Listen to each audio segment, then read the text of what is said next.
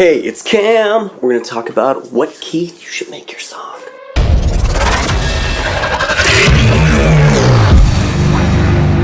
So, super simple physics lesson. So let's talk about what makes a particular note or key a particular note or key. What makes that one? What makes an A versus a B? What's the actual difference between that?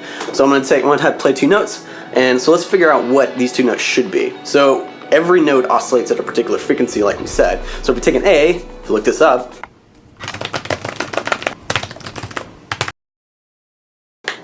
you'll see that oscillates at like 55, 110, 220, 440, etc. and multiples of 2 after that. And we'll take another note, like an F sharp.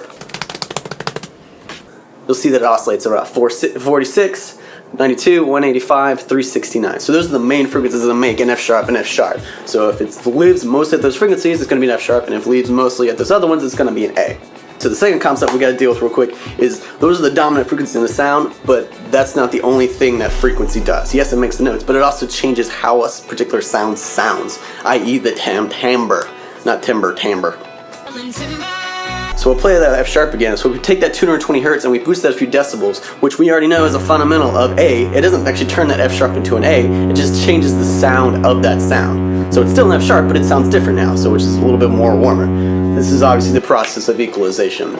So, but as a general rule, if you take really, really big boosts over in a very, very small space, that actually will change the note. So you could technically add an A to this F sharp if you took 220 hertz and just cranked the crap out of it. So we're actually trying to find the intersection of these two ideas. So the frequency, how it affects the note, and the frequency, how it affects the timbre.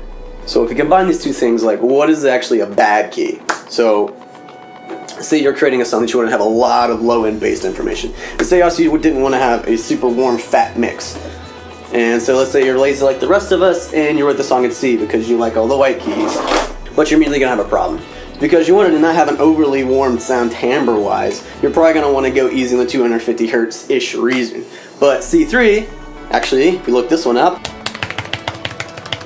lives right around 261 hertz. And so what you're going to have to do is make a sacrifice between cutting one of the fundamental frequencies that makes it actually a C note, and cutting a frequency that actually makes that sound the way you want it to do. More likely what you're going to have to do is find some compromise later down the line to get both of those things. But you don't have to if you can prepare for this when you actually pick your key. So could you still do that? Yeah, of course. But you'll make your life way easier if you create a cognizant relationship between the two aspects of frequency, that's timbre and the notes. So using things like saturation can allow you to get a better spread over different harmonics to reduce some of the impact of choosing a bad key, but this comes at like its own side effects and artifacts. You could also cut pretty wide in the frequency area, but boost extremely narrow right at the fundamental frequency.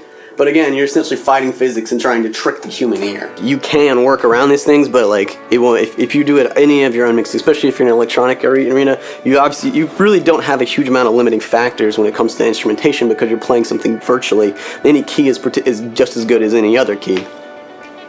So if you can actually pick a key that actually has a particular sound, like just do a little bit of progression. Just look where are the frequencies that you want the song to live and the key that you want the song to live in, and just match those up. That's all you gotta do. Boom, easy peasy. So I hope this gave you something small, extra small to consider when you're choosing and writing songs from the beginning. And let me know about like 5,000 bass heavy songs that are written in C. So I'm sure there are. But like I said, it's not that you can't write it in these, that you're just gonna have to make sacrifices and accommodations later down the line that is gonna make your life way more difficult. Alright, peace!